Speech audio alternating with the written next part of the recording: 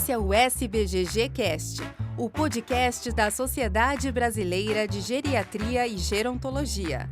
Por aqui você confere novidades, entrevistas e muito mais. A demência pela doença de Alzheimer tem por característica ser uma doença neurodegenerativa com caráter insidioso e progressivo, com prejuízo no dia a dia do paciente, gerando elevado custo para famílias e sociedade. Há relevante avanço na compreensão da fisiopatologia e no desenvolvimento de novos métodos diagnósticos, mas nos encontramos no cenário em que 80% dos brasileiros com demência não recebem um diagnóstico e, quando os têm, geralmente eles ocorrem na fase moderada a avançada. Eu sou Marco Túlio Sintra, presidente da SBGG, e estou aqui para falar sobre este importante tema com duas especialistas, a doutora Maria Aparecida Bicalho, professora associada da Faculdade de Medicina da Universidade Federal de Minas Gerais e geriatra titulada pela SBGG, e a doutora Cláudia Suemoto, professora da Universidade de São Paulo e geriatra associada titulada pela SBGG. Vou começar primeiro perguntando para a professora Cláudia Suemoto. Recentemente, a Lancet Commission publicou um relatório ampliando de 12 para 14 os fatores de risco potencialmente modificáveis para a demência, e aumentando, inclusive, o percentual, de prevenção de 40% para 45% dos casos. Qual é o impacto dessa mudança e, principalmente, como nós podemos implementar, no nosso país uma política para a prevenção de demência, considerando esses 14 fatores de risco potencialmente evitáveis, preveníveis? Obrigada, Marco, primeiro pelo convite para estar aqui falando sobre esse assunto tão importante. E é bem importante realmente começar falando sobre prevenção, Então, como você citou, o Lancet Commission atualizou agora, no começo de agosto, durante a conferência da Alzheimer Association. O segundo relatório foi publicado em 2020, Então, o primeiro em 2017, o segundo em 2020 e agora um terceiro relatório em 2024. E a gente tem algumas mudanças, você já citou, Aumentaram 2 fatores de risco, eram 12, agora são 14. A novidade, além dos 12 fatores iniciais, é que foi incluído perda visual e também LDL e colesterol alto, são 2 fatores novos, que foram eleitos depois de uma extensa revisão da literatura, que mostrou uma meta-análises robustas, assinalando que esses são possíveis fatores preveníveis modificáveis para a demência. Então, essa é uma primeira novidade. A segunda novidade do relatório é que, mesmo os 12 fatores anteriores, as meta-análises foram atualizadas, as prevalências foram atualizadas para refletir, dentro do possível, estimativas mundiais, mas já adiantando que são estimativas bastante baseadas em estudos de países de alta renda, principalmente Estados Unidos e Europa. Então, a gente vai discutir um pouquinho dessa implicação na segunda parte da pergunta.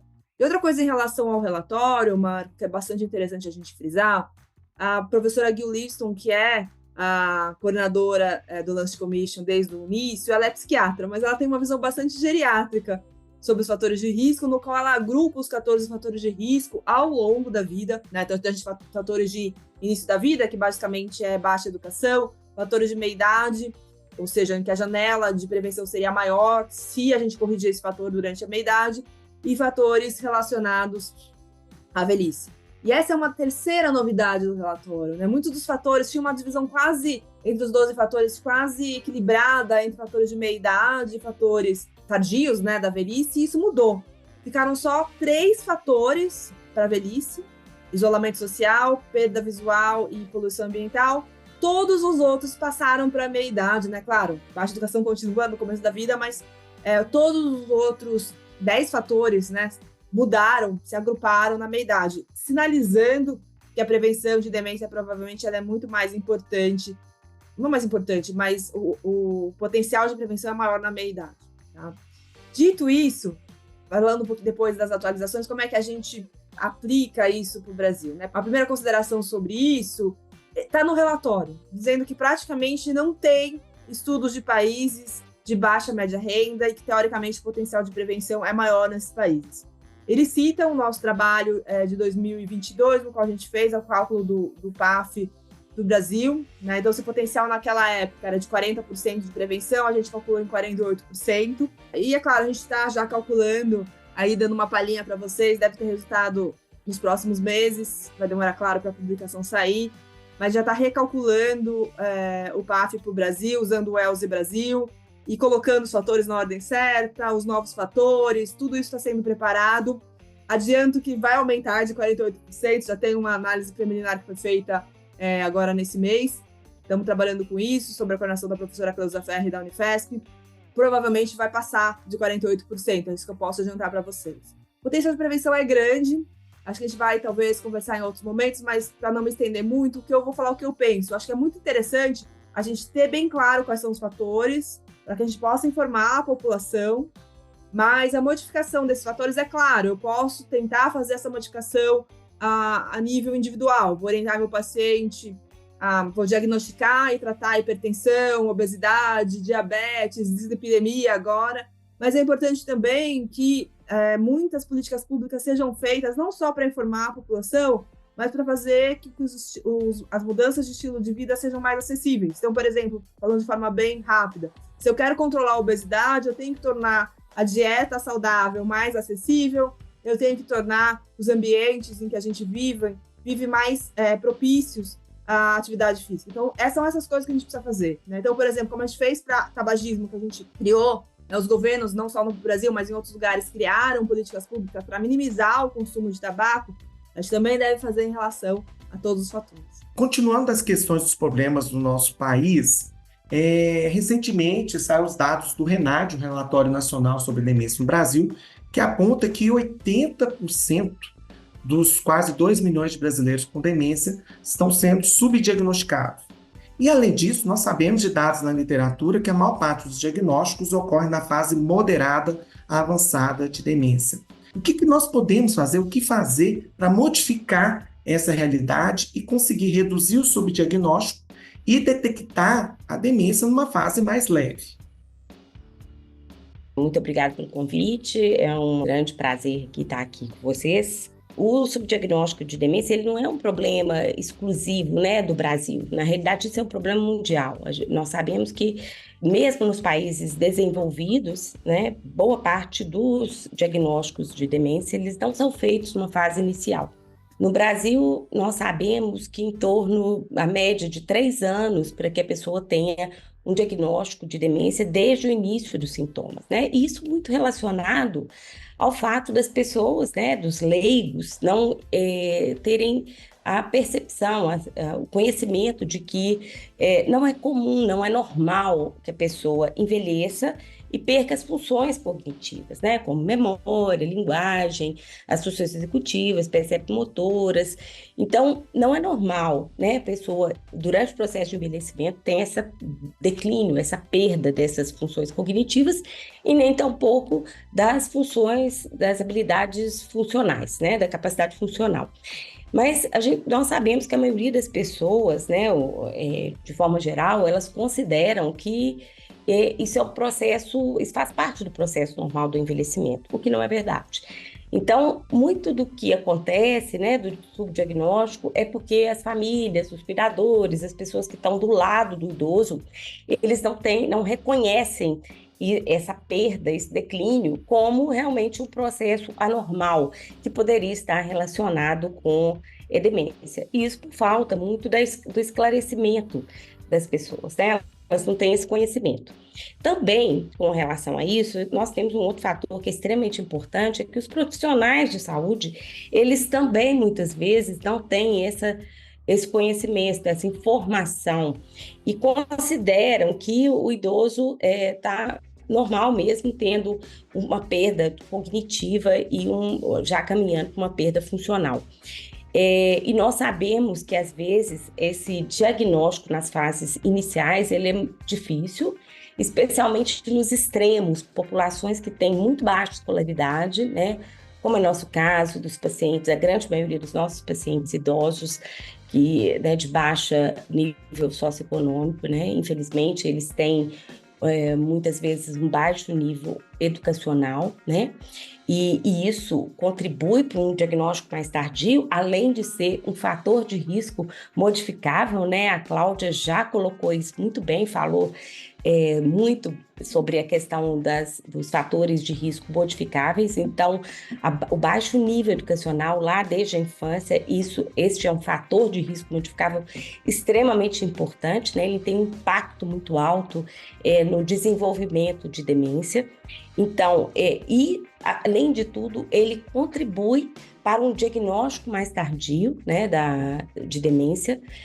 Então, tanto o baixo nível educacional, quanto pessoas de alta escolaridade, também nos indivíduos com mais alta escolaridade, o diagnóstico também de demência às vezes é difícil, porque essas pessoas têm reserva cognitiva elevada, então, muitas vezes, por exemplo, na doença de Alzheimer, eles já têm achados neuropatológicos muito intensos, né, com beta-amiloide, hemorragias neurofibrilares e processo inflamatório a nível central muito importantes, e ainda com uma capacidade cognitiva razoavelmente preservada, porque eles têm essa reserva cognitiva atribuída aí ao fator da alta escolaridade. E aí o diagnóstico se torna mais difícil, né? Mas nós temos que considerar que esses indivíduos, a porta de entrada deles no serviço de saúde é a atenção primária, né? Então, o idoso, ele não costuma procurar primeiro o especialista, especialmente na saúde pública, né? Então, na saúde suplementar e na saúde privada, algumas vezes ele já vai direto para um especialista quando a família ou o próprio idoso no início tem a percepção desse declínio cognitivo, ele pode procurar um especialista muitas vezes, mas a porta de entrada da grande maioria da nossa população idosa no sistema de saúde é a atenção primária à saúde. E algumas vezes os indivíduos, os profissionais da atenção primária, eles não estão devidamente treinados e capacitados para identificar, reconhecer esse declínio das fases iniciais, especialmente nas fases, por exemplo, né, já de comprometimento cognitivo leve, iniciando para um quadro de demência leve. Então, muitas vezes, essa síndrome demencial ela não é reconhecida. Um outro fator que muitas vezes contribui com essa dificuldade no diagnóstico é a informação que o paciente, né, o próprio idoso, leva, e a informação do acompanhante, do cuidador, do familiar. Então, o idoso, quando ele já tem um processo demencial um pouco mais avançado, que nas fases iniciais ele ainda tem a percepção de que tem um declínio, mas em fases já moderadas, ele normalmente não tem essa percepção de que tem um declínio, que ele perdeu, que a memória, por exemplo, considerando especialmente a doença de Alzheimer como a causa de demência mais prevalente, né?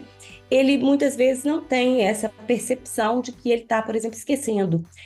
Você pergunta para ele, ele fala assim, não, minha memória está ótima. O pessoal está implicando comigo. Além disso, para a gente ter o diagnóstico de demência, nós precisamos tanto do componente de comprometimento cognitivo quanto do comprometimento da funcionalidade, né? Isso faz parte dos critérios para o diagnóstico de demência.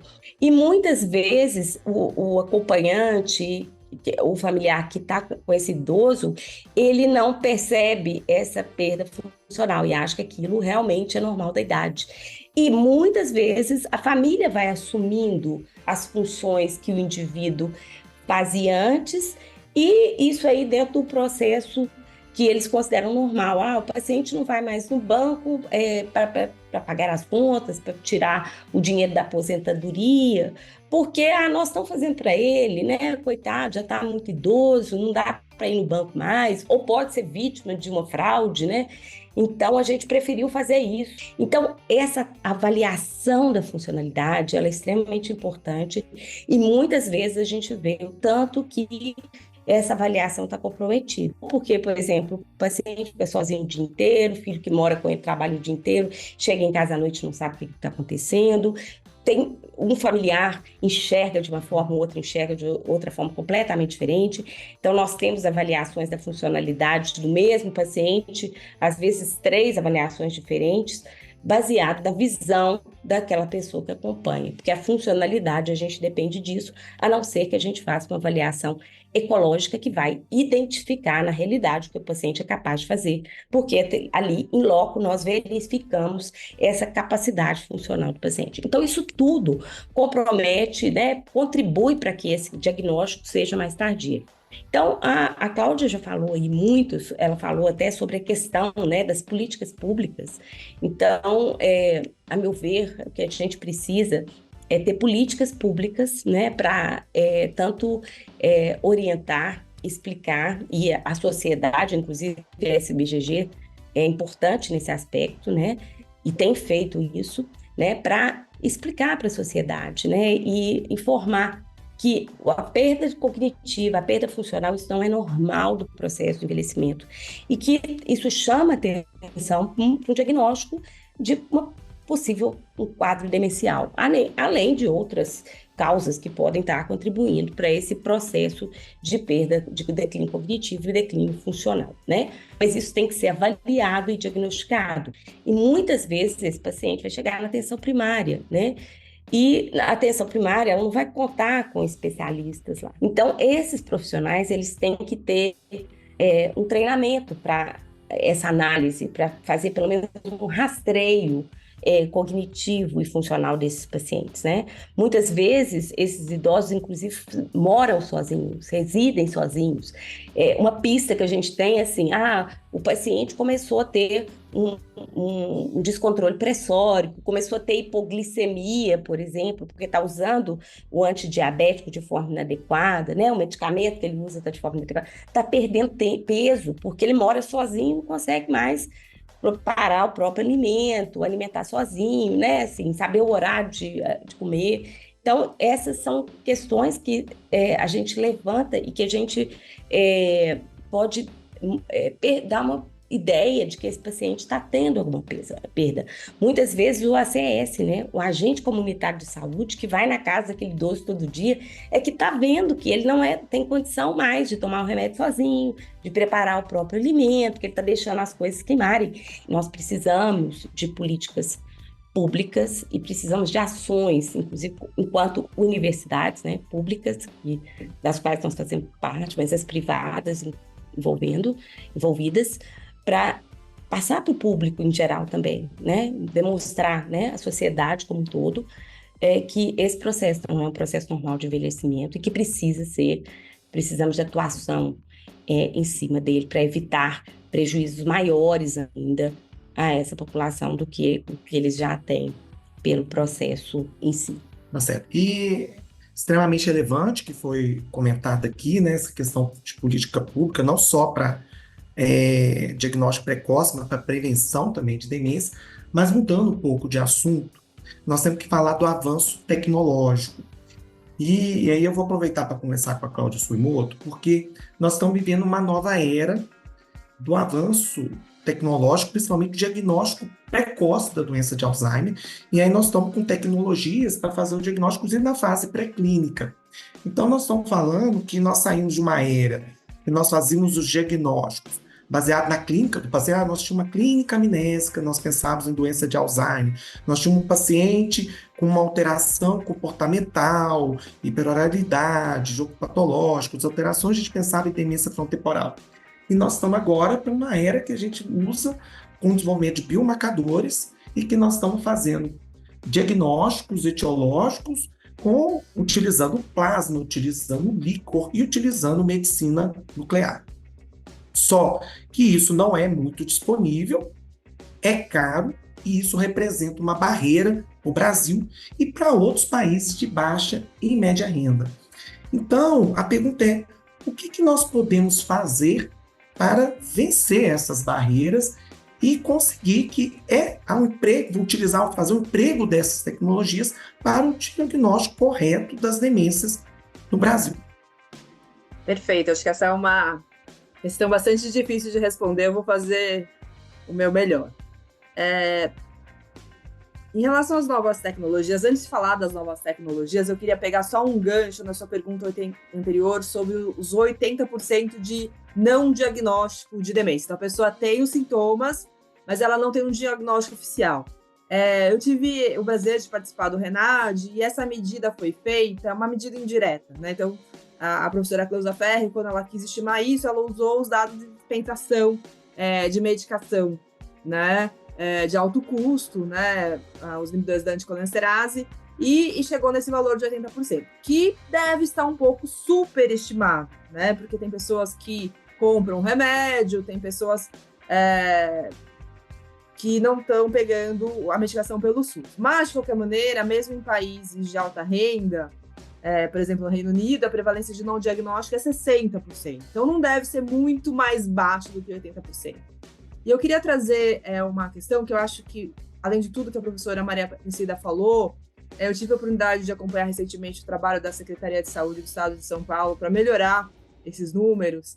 E uma das coisas me chamou muito a atenção é que o problema da falta de diagnóstico é a falta de acesso a exames básicos como tomografia computadorizada, porque passa pelo diagnóstico da demência, não estou falando nem de doença de Alzheimer, que o paciente tenha uma neuroimagem para afastar causas reversíveis e também até, de certa forma, pode sugerir, o ideal seria a ressonância, mas estamos falando de tomografia, causas vasculares, por exemplo, ou alterações estruturais, como atrofia de hipocampo, que são sugestivas da doença de Alzheimer, tá?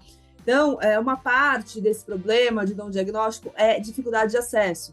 Então, aqui no estado de São Paulo, particularmente na região sul da cidade de São Paulo, pode demorar de 2 até 2 anos na fila para uma tomografia computadorizada. Então, o problema é muito anterior a gente ter acesso a esses exames de maior complexidade. Só queria começar a responder a sua pergunta, dizendo sobre o que está acontecendo com exames básicos, como uma tomografia. Então, Marco, pensando nos exames de alta complexidade, como, por exemplo, biomarcadores no líquor, que não é talvez nem tão alta complexidade assim, mas exames mais modernos, como o PET amiloide, que está acessível para uma parcela pequena da população, em grandes centros que têm acesso à medicina nuclear, né? São Paulo, Rio Grande do Sul, e futuramente os biomarcadores sanguíneos, tá? Então, a gente precisa evoluir muito, tá? Biomarcadores licórios, que já existem há muito tempo, por que não se falava neles antes? É porque eles são invasivos, e eu acho que a gente nunca vai suplantar essa alimentação desse método. Então, há muito tempo existe, eu não lembro de ter pedido, acho que eu pedi uma vez para um Alzheimer, uma doença de Alzheimer de início precoce, tinha que pedir líquor mesmo, né, para você afastar outras causas de demência rapidamente progressiva, e eu pedi biomarcadores de Alzheimer no líquor, né. Mas, usualmente, um paciente mais velho, que tem uma doença de Alzheimer típica, a gente não pedia muito, porque ele é muito invasivo, né, por causa da função licórica. Hoje em dia, você tem a possibilidade de fazer, por exemplo, um PET amiloide aqui na cidade de São Paulo, tem alguns centros na cidade que fazem, mas o preço é muito caro, né? R$7.000 em média. Então, isso acaba afastando o acesso dessa população. E, por fim, biomarcador sanguíneo, acho que é bom falar, inclusive hoje conversei com pacientes sobre isso. Os biomarcadores, inclusive, estão sendo coletados aqui na cidade de São Paulo, eles são coletados aqui por um laboratório e mandados para os Estados Unidos para serem dosados lá. É caríssimo, e assim, a gente tem que deixar bem claro que esses biomarcadores, eles são recentes, mais ou menos de 2021, que para a ciência é recente, né?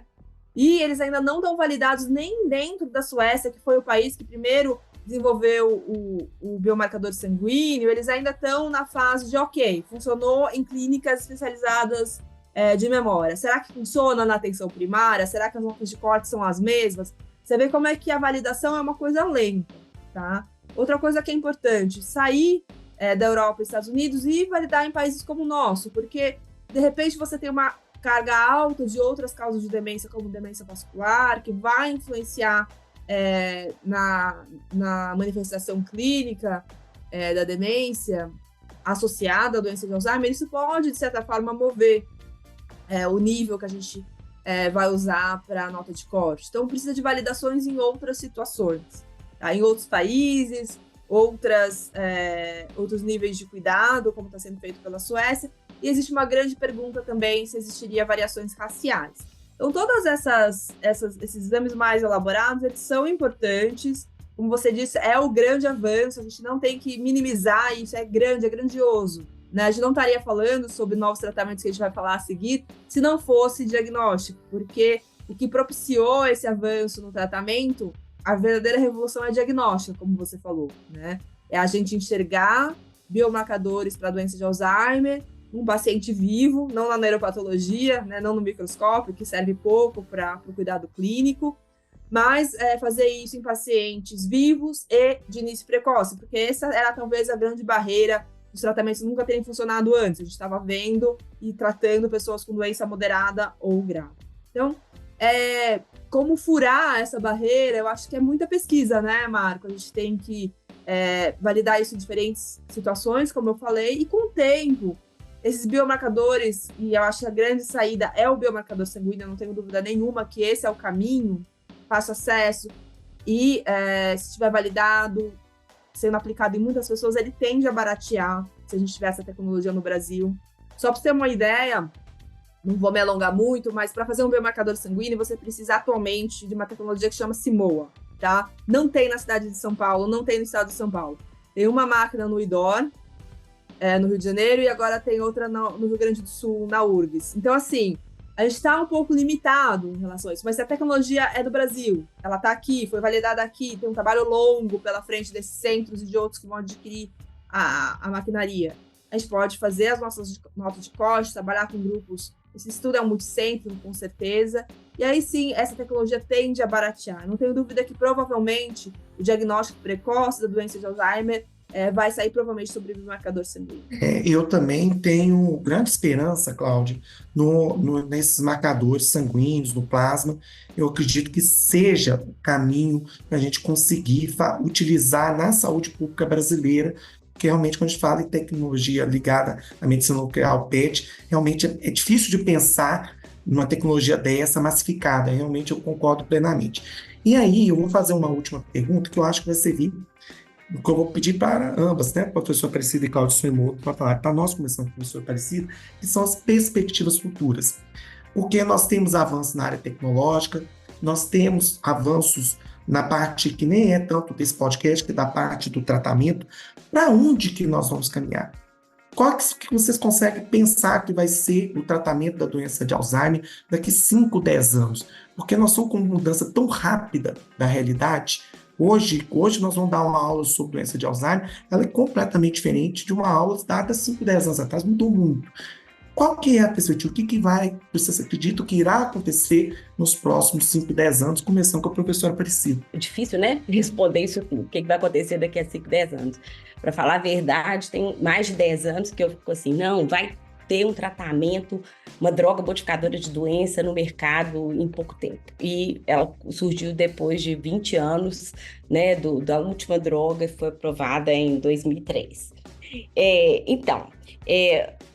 Eu acho que a gente tem que fazer uma diferenciação aí, porque eu acho que tudo isso que a Cláudia falou muito bem, né? Quer dizer, a diferença entre o que a gente tem hoje disponível e o que a nossa população, né, Cláudia, tem disponível é muito grande ainda. Então, assim, eu acho, inclusive, Marcos, que a gente tem que um papel muito importante aqui, sabe? De até colocar que a gente não tem dúvida do avanço científico, né? Do avanço científico, tanto com relação à questão dos biomarcadores, com relação ao avanço das novas drogas modificadoras de doença, né? Cada dia tem uma droga nova aí no mercado americano, nos Estados Unidos, no Japão, na China, né? Eles já estão usando essas drogas anti-beta, por exemplo, e aí vem o anti-tau, as drogas anti-inflamatórias, que eu acho que tem evoluído muito o processo, o avanço científico em cima disso, muito em função do avanço do conhecimento desses biomarcadores e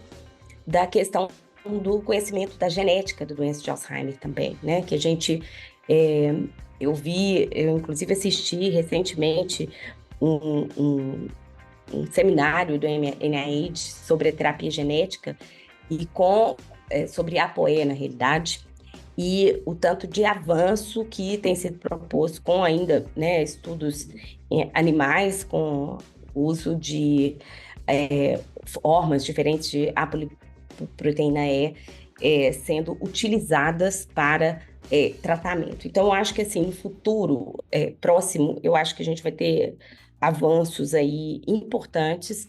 A gente tem os avanços tanto na questão dos biomarcadores, né? Inclusive de novas técnicas utilizadas, né? A gente tem, além do CIMA, né? Do imunoensaio ultrassensível, que é o CIMA, né? A gente tem espectrometria de massa, que parece que é melhor ainda do que o imunoensaio, né? Então, são umas 3 ou 4 técnicas aí já em uso, né, que não foram validadas ainda, como a Cláudia muito bem falou, né, e que tem mostrado para a gente os benefícios da gente ter um biomarcador sérico, né, que isso é um benefício grande, igual a Cláudia falou. O líquor, né, ele, pela invasão, né, pela invasibilidade que a gente tem que fazer punção lombar para ter acesso ao líquor, ele ainda é um método, um material pouco difícil para a gente, especialmente para geriatras, né, que tem a ideia, a gente tenta ao máximo invadir o menos possível o paciente.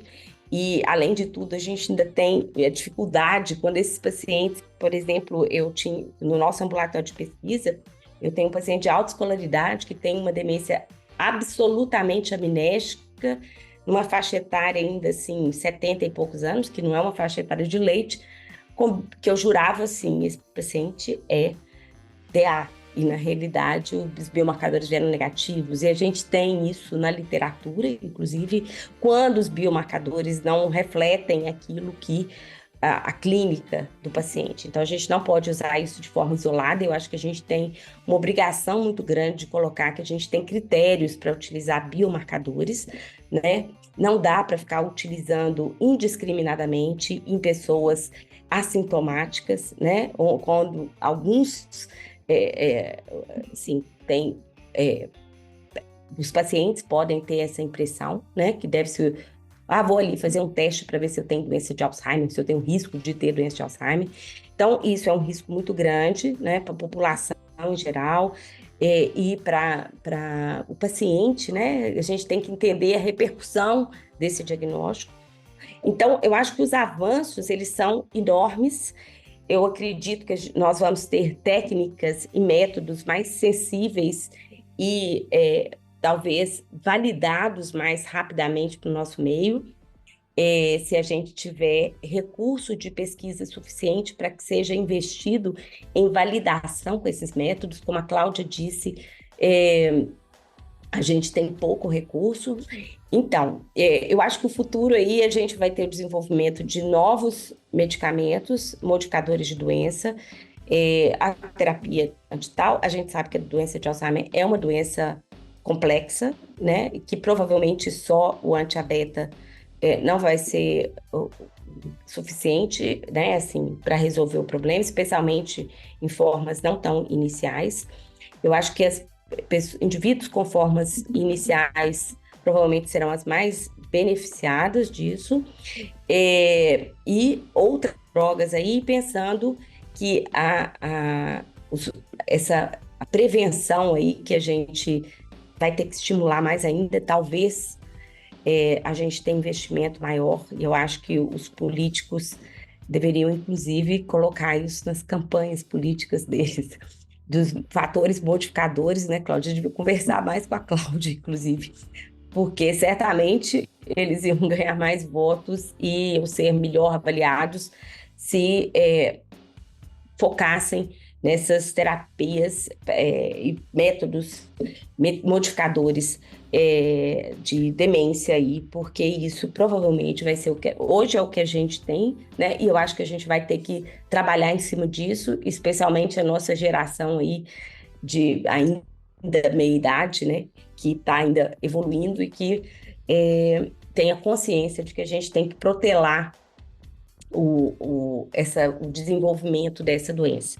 Então, além dos biomarcadores, que eu acho que os séricos vão ser mais importantes, a gente tem visto biomarcador na saliva, biomarcador na urina, eu acho que aí também deve evoluir. A gente já viu estudo com biomarcador capilar, inclusive, Mas isso tudo, como já foi dito várias vezes, depende de validação, especialmente na população como a nossa, né, brasileira, de um país de baixo e médio poder socioeconômico, né, na América Latina, o Brasil como representante, mas de toda a América Latina, os países da África também, onde, se na Suécia não é validado ainda, no nosso país acho que vai ser mais difícil ainda, considerando que a gente tem risco cardiovascular elevado. Tem um trabalho da própria professora Cláudia aí com o Banco de Cérebro de São Paulo mostrando muito bem isso, né, o papel da demência vascular.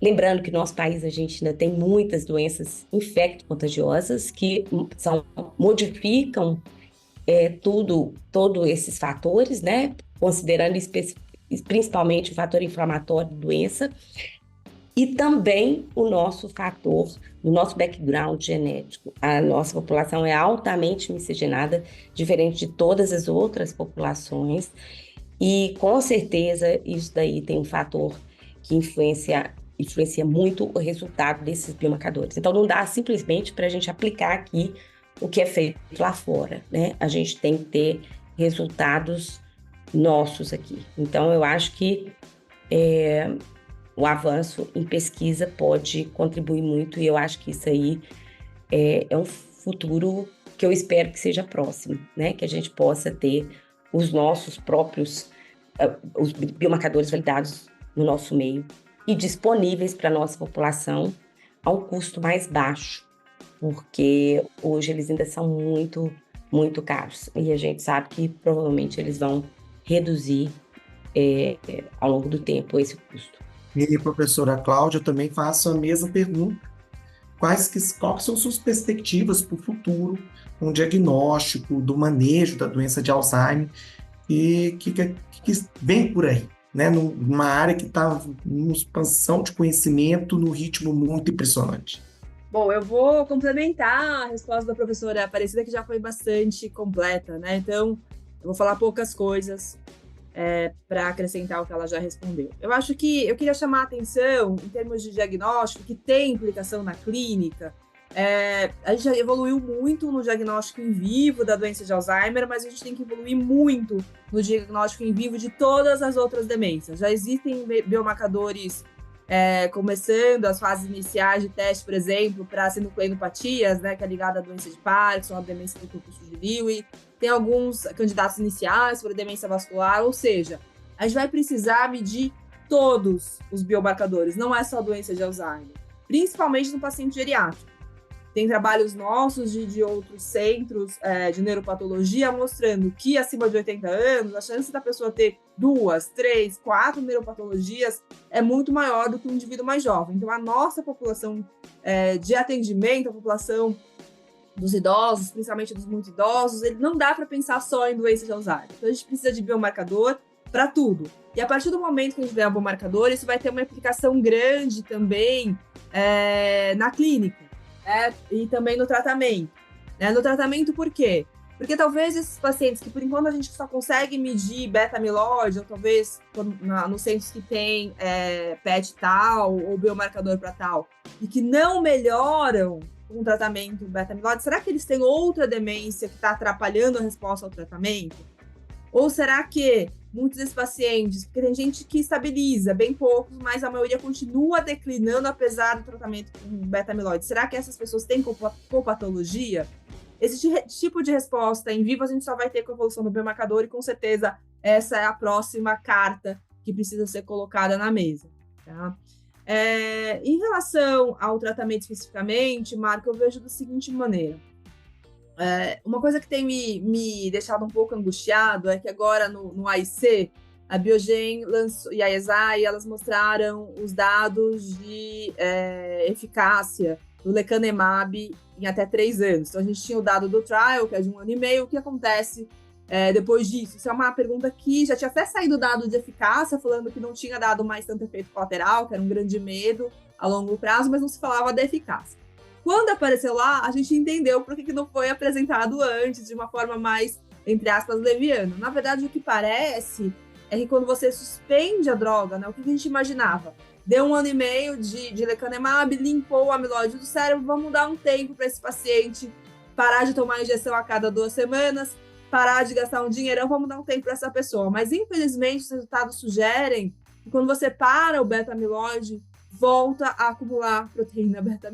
Desculpa, quando você para o lecanemab, volta a acumular beta-amiloide. Isso, para mim, é extremamente angustiante. E, é claro, tem uma implicação direta para o paciente que provavelmente não vai sair da droga tão cedo e talvez nunca.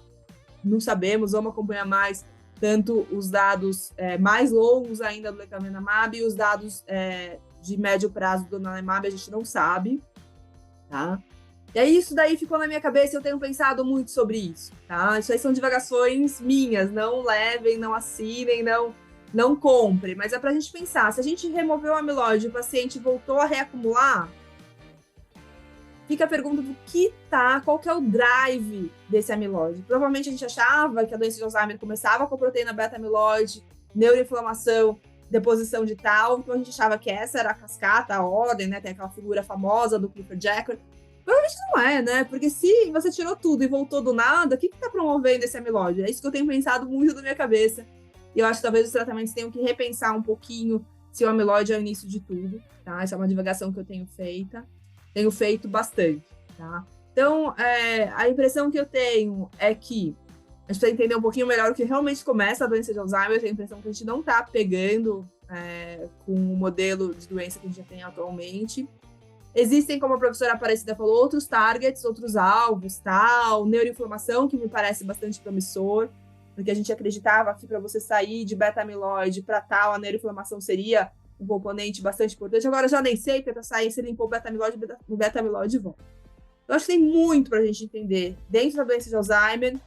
E, é claro, a gente vai precisar a partir do momento que a gente tiver biomarcador em vivo, a gente vai precisar começar a testar novas drogas de forma mais efetiva em pacientes iniciais também para as outras demências, né? Porque no Brasil talvez 50% seja Alzheimer, em outros países 60%, 80%. De qualquer maneira, existe uma boa porcentagem que não é Alzheimer e que não iria responder às terapias atuais e futuras para a doença de Alzheimer. Não, excelente.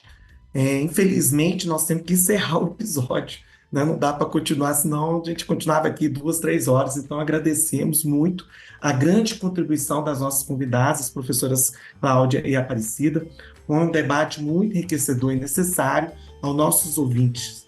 Muito obrigado pela audiência e continuem acompanhando a programação do SBGG Cast. Muito obrigado. Este episódio do SBGG Cast está disponível no Spotify, Deezer, Google Podcast, Apple Podcast e YouTube. Siga a SBGG no Instagram, @SBGG Oficial.